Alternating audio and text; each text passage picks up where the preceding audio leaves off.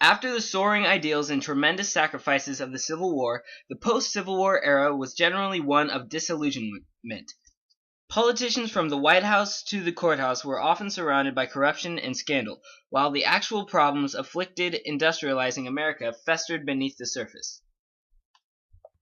The popular war hero Grant was a poor politician, and his administration was rife with corruption. Despite occasional feudal reform efforts, politics in the Gilded Age was monopolized by the two patronage-fattened parties, which competed vigorously for spoils while essentially agreeing on most national policies. Cultural differences, different constituencies, and deeply felt local issues fueled intense party competition and unprecedented voter participation. Periodic complaints by mugwump reformers and soft money advocates failed to make much of a dent on politics. The deadlocked contested 1876 election led to the Sectional Compromise of 1877, which put an end to Reconstruction. An oppressive system of tenant farming and racial supremacy and segregation was thereafter fastened on the South, enforced by sometimes lethal violence. Racial prejudice against Chinese immigrants was also linked with labor unrest in the 1870s and 1880s. Garfield's assassination by a disappointed office seeker spurred the beginnings of civil service reform, which made politics more dependent on big business. Cleveland, the first Democratic president since the Civil War, made a lower tariff the first real issue in national politics for some time. But his mild reform efforts were eclipsed by a major economic depression that began in 1893, a crisis that deepened the growing outcry from suffering farmers and workers against a government and economic system that seemed biased toward big business and the wealthy. Aided by government subsidies and loans, the first transcontinental rail line was completed in 1869, soon followed by others. This rail network opened vast new markets and prompted industrial growth. The power and corruption of the railroads led to public demands for regulation which was only minimally begun. New technology and forms of business organization led to the growth of huge corporate trusts. Andrew Carnegie and John D. Rockefeller led the way to the steel and oil industries. Initially, the oil industry supplied kerosene for lamps. It eventually expanded by providing gasoline to fuel automobiles. Cheap steel transformed industries from construction to rail building, and the powerful railroads dominated the economy and reshaped American society. The benefits of industrialization were unevenly distributed. The South remained an underdeveloped dependence, while the industrial working class struggled at the bottom of the growing class divisions of American society. Increasingly transformed from independent producers and farmers to dependent wage earners, America's workers became vulnerable to illness, industrial accidents, and unemployment. Workers' attempts at labor organization were generally ineffective. The Knights of Labor disappeared after the Haymarket bombing. Gompers founded the AFL to organize skilled craft laborers, but ignored most industrial workers, women, and blacks. The United States moved from the country to the city in the post-Civil War decades. Mushrooming urban development was exciting, but also created severe social problems, including overcrowding and slums. After the 1880s, the cities were flooded with new immigrants from southern and eastern Europe, with their strange customs and non-Protestant religions. The newcomers sometimes met with nativist hostility and discrimination. Religion had to adjust to social and cultural changes. Roman Catholicism and Judaism gained strength, while conflicts over evolution and biblical interpretation divided Protestant churches.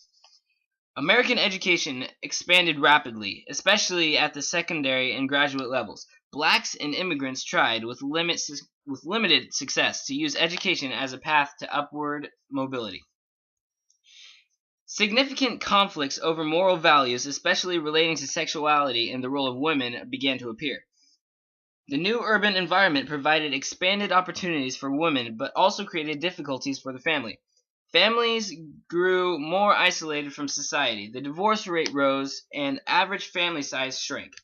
American literature and art reflected a new realism, while popular amusement became a big business.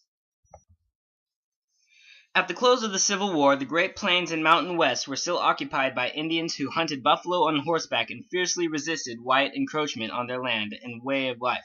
But the whites' railroads, mining, and livestock broke up Indian territory, while disease undercut their strength and numbers. A cycle of environmental destruction and intertribal warfare eventually overcame Indian resistance and soon threatened the Native Americans' very existence.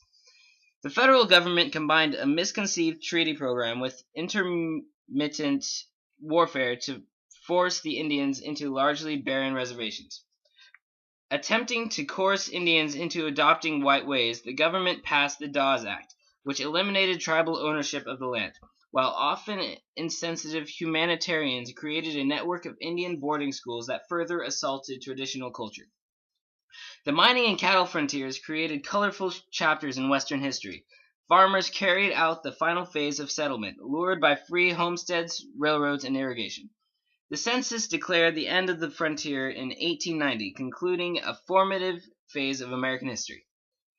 The frontier was less of a safety valve than many believed, but the growth of cities actually made the West the most urbanized region of the United States by the 1890s.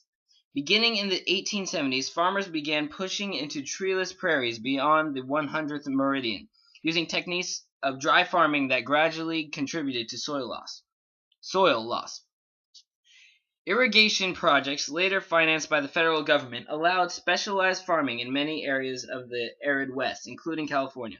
The closing of the frontier in 1890 signified the end of traditional westward expansion, but the Great West remained a unique social and environmental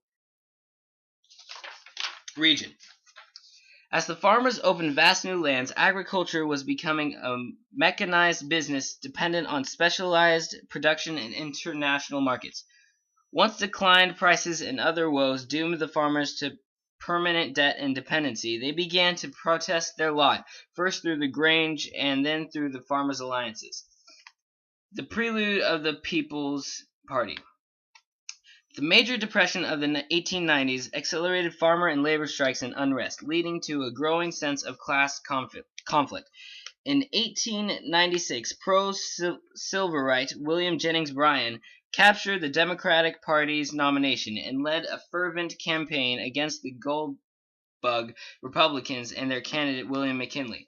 McKinley's success in winning urban workers away from Bryan proved a turning point in American politics, signaling the triumph of the city, the middle class, and a new party system that turned away from monetary issues and put the Republicans in the political driver's seat for 2 generations. Various developments provoked the previously isolated United States to turn its attention overseas in the 1890s.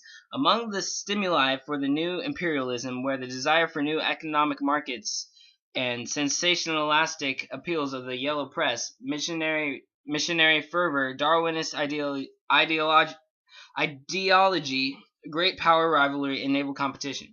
Strong American intervention in the Venezuelan boundary dispute of 1895 through 1896 demonstrated an aggressive new assertion of the Monroe Doctrine and led to a new British willingness to accept American domination in the Western Hemisphere.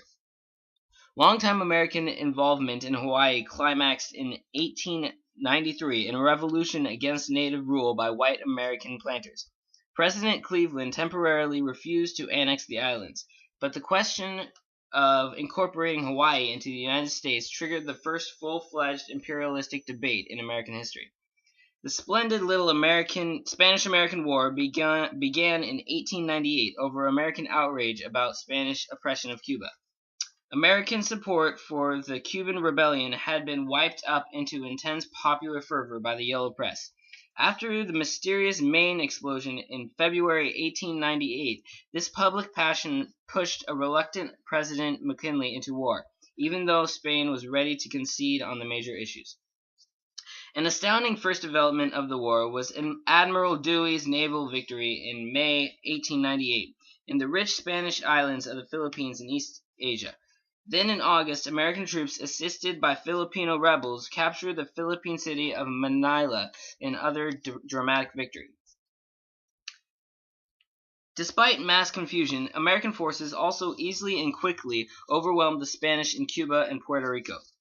After a long and bitter national debate over the wisdom of justice of American imperialism, which ended in a narrow pro-imperialist victory in the Senate, the United States took over the Philippines and Puerto Rico as colonial possessions.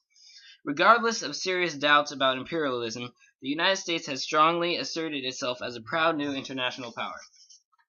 America's decision to take the Philippines aroused violent resistance from the Filipinos, who had expected independence. The brutal war that ensued was longer and costlier than the Spanish-American conflict. Imperialistic competition in China deepened American involvement in Asia. Hay's open-door policy helped prevent the great powers from dismembering China. The United States joined the international expedition to suppress the Boxer Rebellion. Theodore Roosevelt brought a new energy and assertiveness to American foreign policy when his plans to build a canal in Panama were frustrated by the Colombian Senate. He helped promote a Panamanian independence movement that enabled the canal to be built. He also altered the Monroe